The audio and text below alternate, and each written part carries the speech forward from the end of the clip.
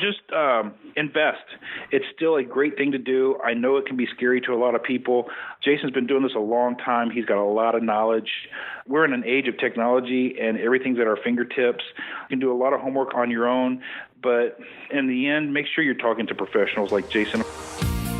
Welcome to the Creating Wealth Show with Jason Hartman. You're about to learn a new slant on investing, some exciting techniques, and fresh new approaches to the world's most historically proven asset class that will enable you to create more wealth and freedom than you ever thought possible. Jason is a genuine self-made multimillionaire who's actually been there and done it. He's a successful investor, lender, developer, and entrepreneur who's owned properties in 11 states, had hundreds of tenants, and been involved in thousands of real estate transactions. This program will help you follow in Jason's footsteps on the road to your financial independence day. You really can do it. And now, here's your host, Jason Hartman, with the complete solution for real estate investors. Thank you for joining me for episode 1374. It is an amazing time to be alive and floating on the ocean.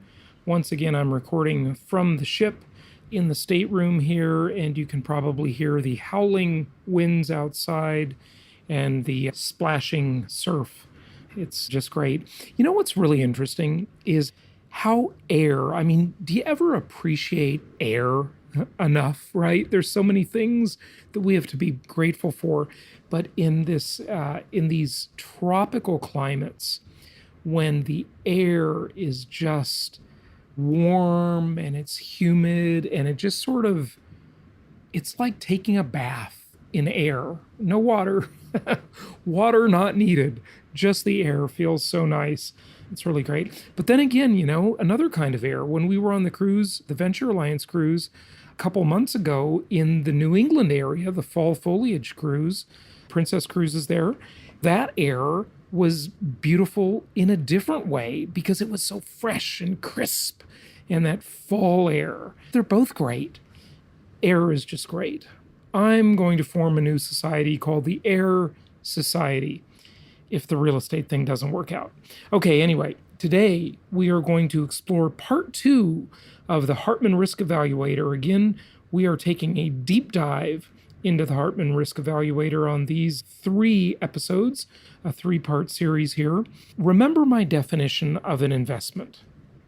To qualify, to earn the word, to earn the term investment, what does an asset have to do? It has to produce income. It has to produce income. If it does not produce income, it is not an investment. It is a speculation. George, who is interviewing me on this show that we're replaying here, on this episode that we're replaying all 3 of these, he says that his definition is to be an investment, it has to pay you. If it doesn't pay you, it's not an investment. And I agree with that. Essentially, we're in agreement. We're saying the same thing. So as we dive into this further, we're going to talk a little bit more about the appraiser, Eric, who came over and appraised my house twice, and see what he has to say as things progress here in the story. Remember, the ingredients of the property, the ingredients of that improvement, the improvement sitting on the land. That's what we are really investing in, because we are, what are we? We are packaged commodities investors. We invest in a set of commodities that is packaged in the form of a house or an apartment building. Maybe if you don't want to call it packaged commodities, you can use the other phrase I came up with, assembled commodities.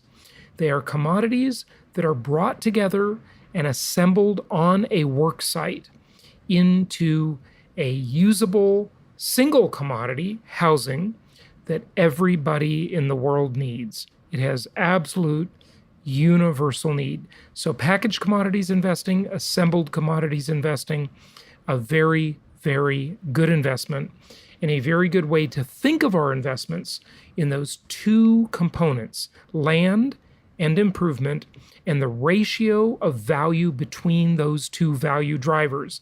the LTI ratio, the land to improvement ratio. That's what determines the value and the risk level of any real estate investment. So that's what we've got to think of. Now remember, the LTI ratio is very out of whack. It's wrong, it's bad, it's too high in terms of L or land in cyclical markets. The markets we don't like, the expensive markets, whether they be Honolulu, the west coast of California, on up to Seattle. In Canada, it'd be Vancouver. These markets are all in trouble right now, as we know. It might be Miami, New York. It might be across the pond. It might be Paris. It might be London. Even further to the east, it might be Hong Kong, or, well, before you get to Hong Kong, Dubai, right? Could be any of these places and several others around the world. Cyclical markets have bad LTI ratios.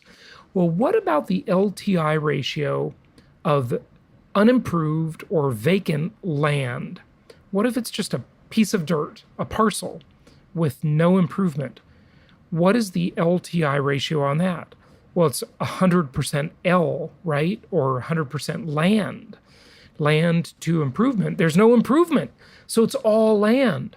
So that would be a highly risky investment because it's all speculative. Now, as an aside, I want to say one more thing before we go into the Hartman Risk Evaluator. And this isn't really related. It's kind of tangentially related. Even saying that might be a stretch, but I don't want to forget to mention this. I was having a conversation here at my conference at sea. That's what I'm doing this week on this 8-day cruise. It's basically a floating conference. And so we had 2 sessions today, a morning and an afternoon session.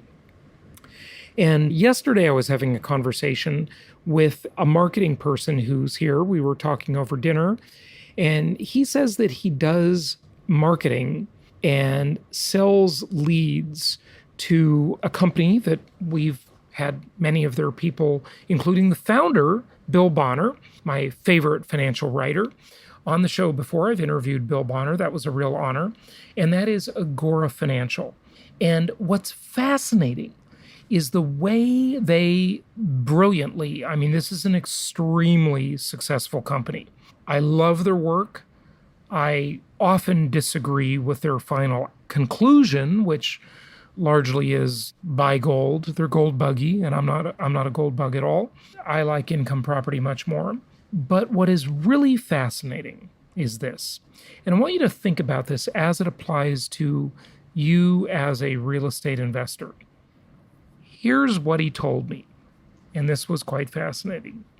He said that they will pay on a cost per action basis. Now, in the internet world, many of you know what I'm talking about. A CPA, a cost per action, meaning if the person clicks the mouse and buys the product, how much is that worth to the seller of the product, right? That's the concept.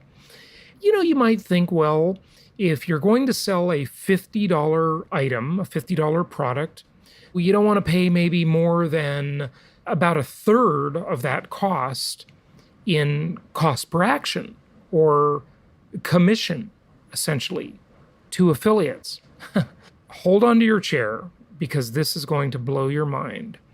Imagine being so good at knowing your numbers and being so well capitalized and being so intelligent that you could literally pay a very high, seemingly very lopsided cost per action to buy that action, because you understand something that all of you in business have probably heard of. Hopefully you've heard of it.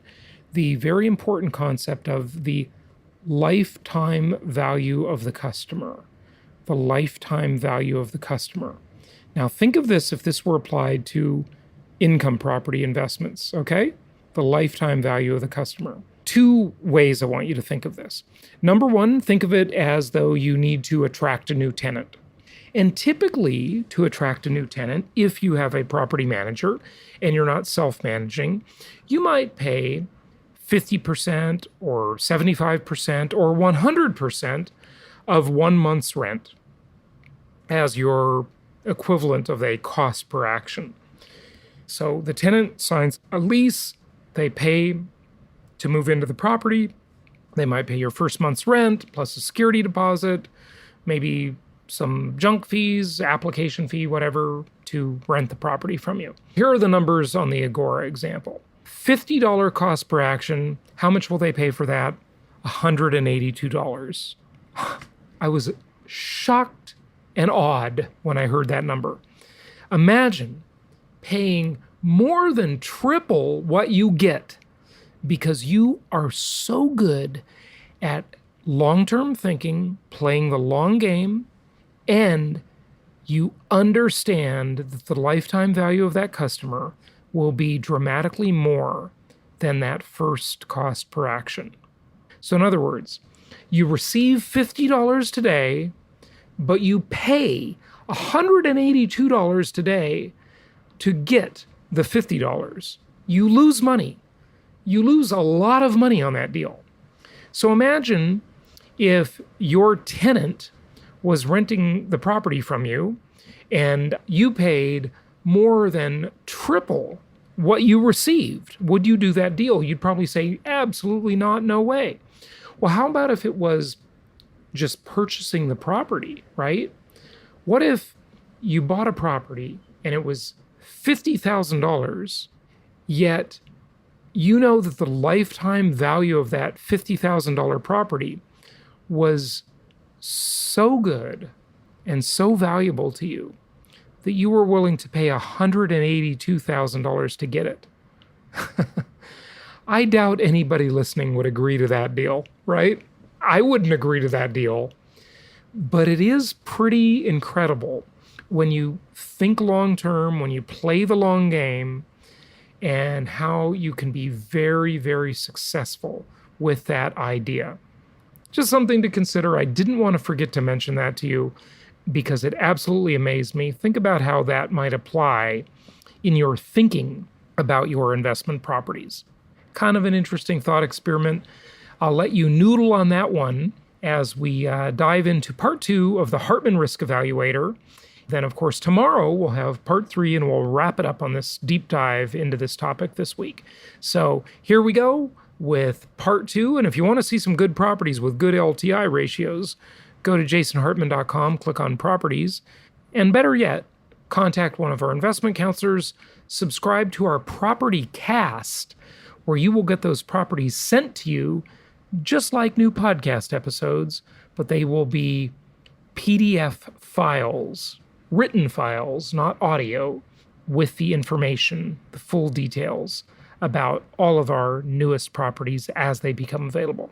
So whatever podcast platform you're using, type in Jason Hartman Property Cast, and you'll get that subscription for free, delivered right to your computer or your mobile device, whatever you like. Okay, part 2 of the Risk Evaluator. Here we go. Let's look at these ingredients of a house, just a few of them, okay? The raw materials cost, that influences the cost of the improvement. In 2004, and this is kind of a good year to pick, because as housing prices were just skyrocketing, right, before the Great Recession, and inflation, they were telling us, was only 3.3%. How do you... Yeah, right. Is that the CPI or is that the actual broken down raw material cost number? No, that's the CPI number. That's okay. So that's what they were telling us was inflation. I mean, it could have been core rate versus CPI, but I think it's CPI, okay, as I recall. But look at this. Oh, the price of steel and iron went up 34% in the same year, more than 10 times the rate of stated inflation, okay? Lumber was up 17%. The prices of wallboard, 20% increase, when they told us inflation was only 3.3%.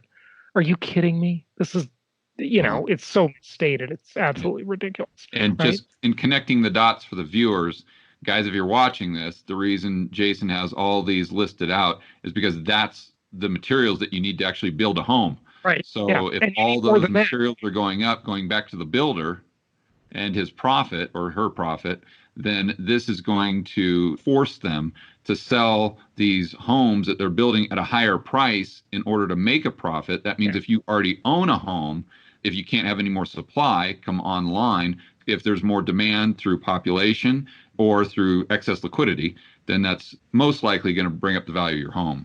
Right, right. What's interesting about what you just said is that I remember I was doing a speaking engagement in Phoenix, and it was right around 2004 or 5, and I had a heckler. I've had like 2 hecklers in my life in the audience, and this guy just thought he knew everything. He was so smart, and he was going to outwit me, right? And, heckle me there in front of the audience. And so, we were talking about the Houston market, and many of our investors, including myself, have made a great amount of money in the Houston market. It's been awesome. And, we've been involved in hundreds of transactions in Houston, Dallas, Austin, and a little bit in San Antonio too. And then in, North Carolina, Indianapolis, many other markets, right? But he kept saying, well, you're telling people to invest in Houston, but Houston has like really lax zoning laws. They have very little restriction and builders can just keep building. And I said, so what? I don't care. I'm not that concerned about the cost of the land. When land is cheap, I think that's great. I want to be the commodities investor, and I'm going to show you why in a minute. Yeah. But that'll come back in just a moment. Okay, so let's go on. On that point too, and this is what I tell people, and I want to emphasize that when you're looking at an income property, I think and correct me if I'm wrong, but when I do it, I don't take it from the starting point of do I think the value or the price is going to go up or down. I look at it as though I'm buying a stream of cash flow. Right. You're a yield investor. Cheap or is it not? And right. Then, okay, we can talk about if the price goes up or down, but I don't really care about the price too much because I'm not looking to sell it tomorrow. I'm looking to hold it for the long term. So it's more about that income stream. Absolutely. You are a yield-oriented investor. Really, I think both of our philosophies, even though we're using a different asset class, very much mirror the philosophical beliefs of what many think is the world's greatest investor, Warren Buffett. Okay, I totally agree. It's value investing. You're investing for yield, for cash flow, for dividends, if you will, not speculation. Hey, listen, if the price goes up, I can spend that appreciation just as well as the next person. But I don't care if that happens. This is not lunch money for tomorrow. Okay, this is long-term wealth building. And the way that wealth is going to be built is through all of those multidimensional characteristics, through the self-liquidating debt, the tax benefits, everything else. And look, we all know a lot of people who have become very wealthy owning income property, yet we probably know one or maybe no people that have become very wealthy buying stocks, if they're starting in the same place, right? So it's obvious that this is the greatest asset class. Now let's just reduce our risk when we invest in it, okay?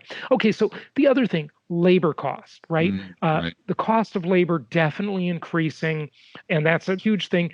Do you know, I was just watching a video for The Economist magazine on their YouTube channel, and they said that the average age of a construction worker in, I don't know if it was Europe in general or one of the European countries, the average age of a construction worker in Europe or one of the countries is 48 years old.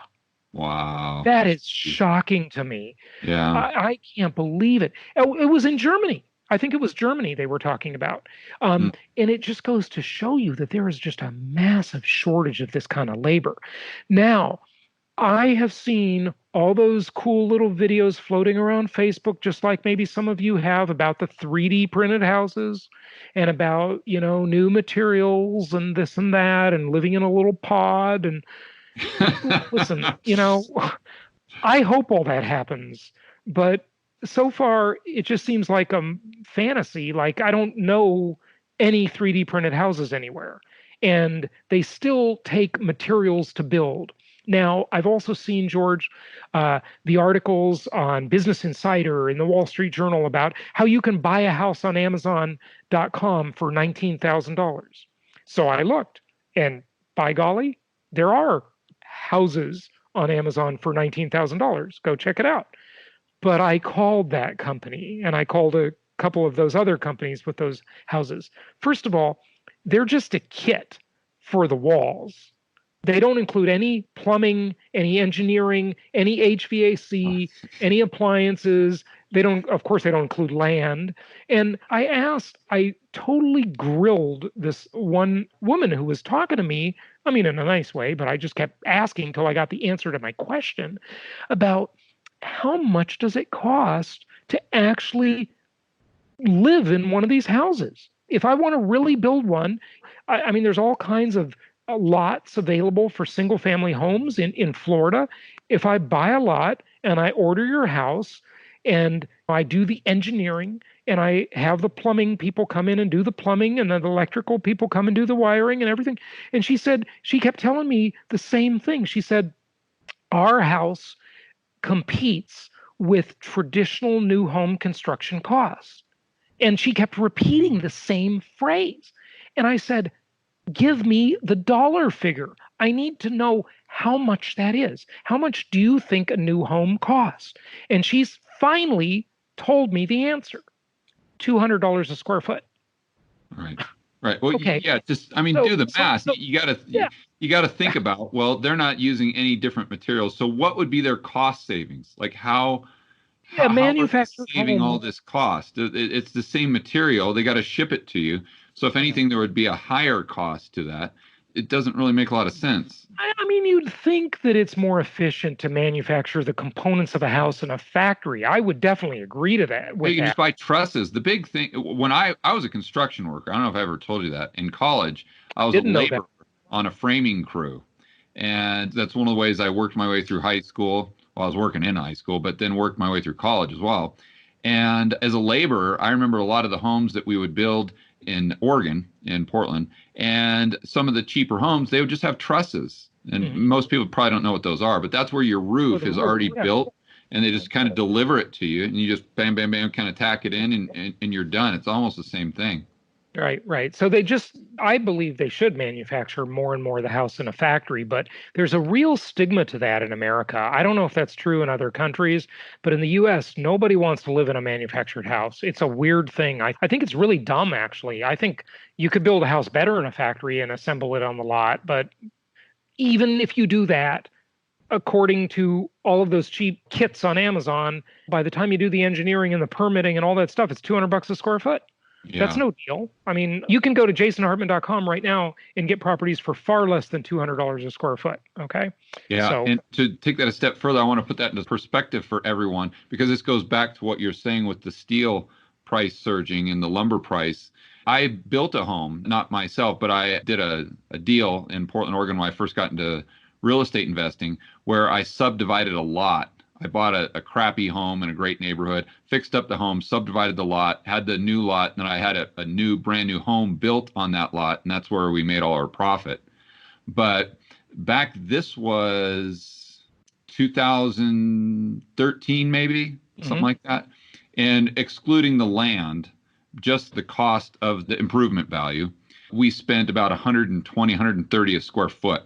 So that just goes to show you how much the cost of building has gone up. In the last, call it 7 years. Yeah. And you know what else? It's not just the first point up here, the environmental and building restrictions, but it's also the constant burden that they're adding to builders to the cost of construction. Because before it was every house had to have a smoke detector. Then it had to have a smoke detector in every bedroom and a couple other places. And now it's got to have a carbon monoxide detector. And, this is all well, and now it's got to have like low flush toilets and, special shower heads, and it's got to have LED lighting. And, they just keep throwing on the regulations and making it more expensive for them to build. And, then it's got to have smart home features and smart thermostats. And, all this stuff is great. I mean, I love technology. Okay, I'll be the first to say. But all I'm saying is it just makes it more expensive to build. But I think that's a great point. Most people don't understand why the supply of homes, especially in a lot of areas, is so low right now. They're like, why don't these builders just go out there and make it happen? They can't. They would love to. Yeah.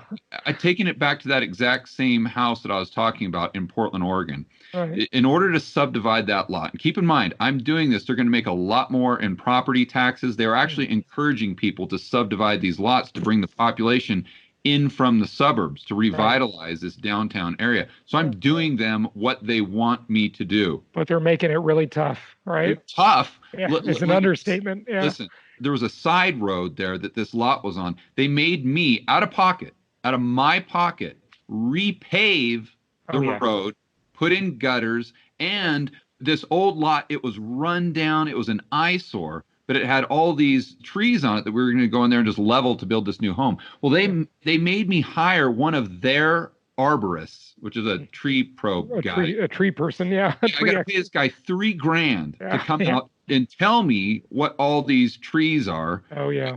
And then I had to build a median on, well, not really a median, but on the sidewalk, how they've got the row for the trees.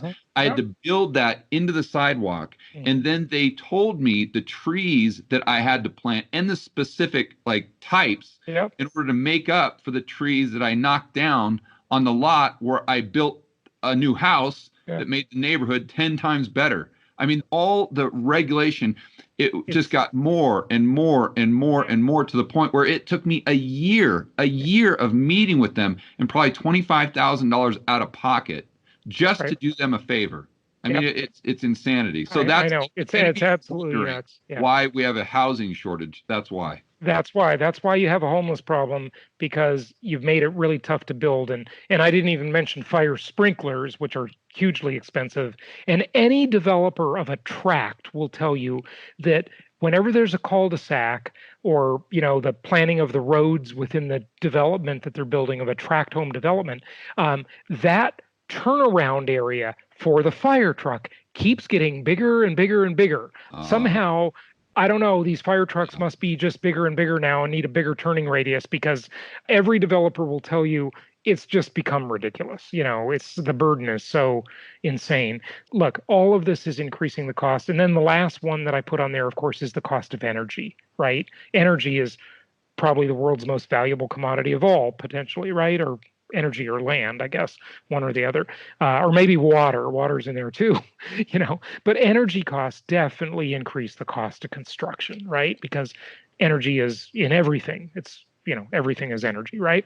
So let me show you something.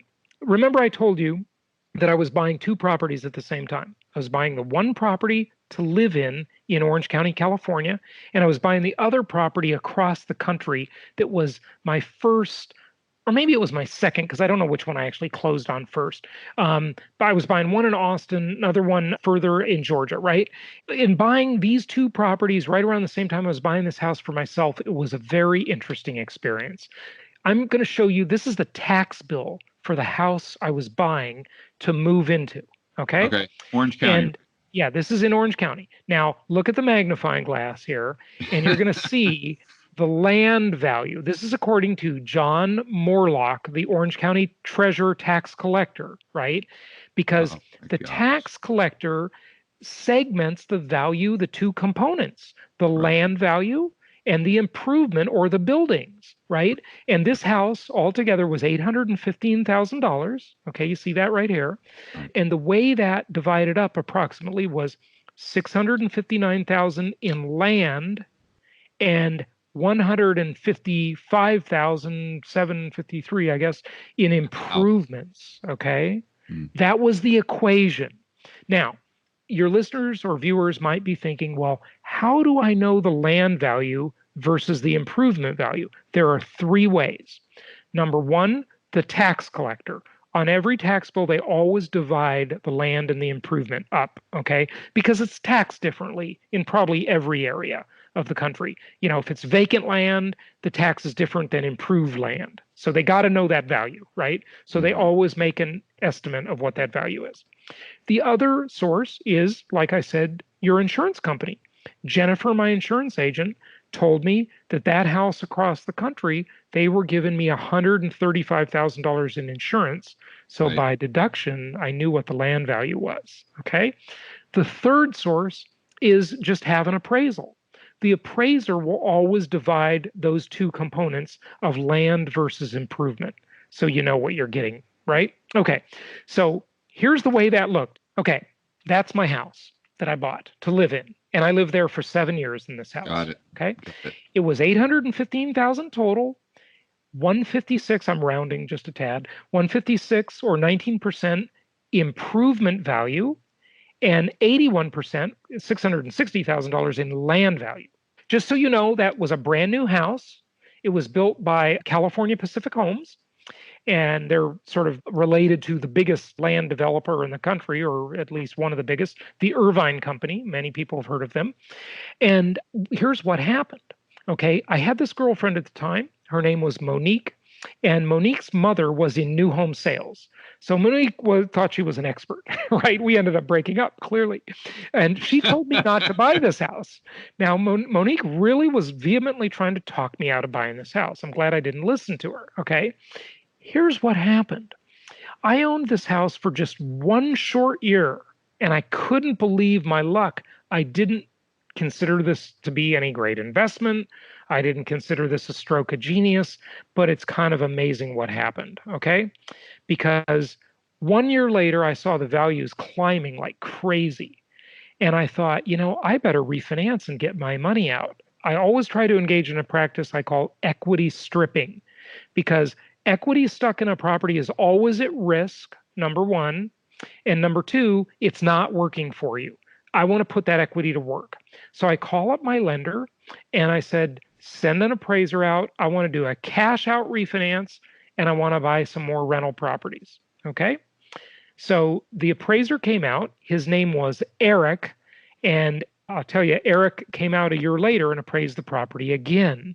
And then Eric came to one of my conferences where I told this story about him, which was pretty funny. Okay.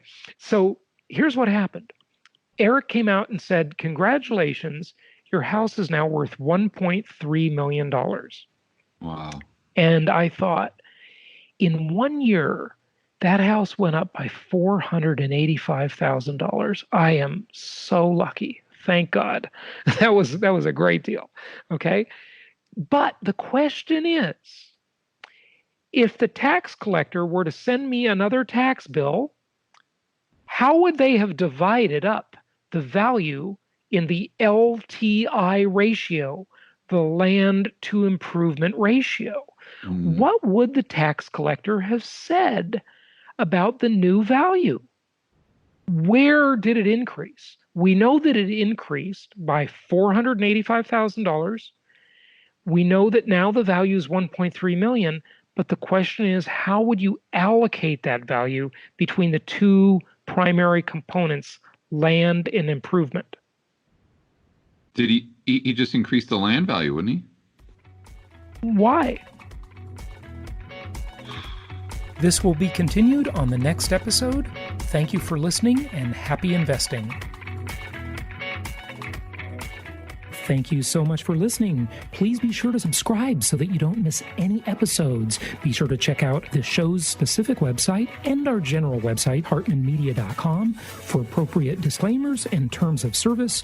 Remember that guest opinions are their own, and if you require specific legal or tax advice or advice in any other specialized area, please consult an appropriate professional. And we also very much appreciate you reviewing the show. Please go to iTunes or Stitcher Radio or whatever platform you're using and write a review for the show. We would very much appreciate that.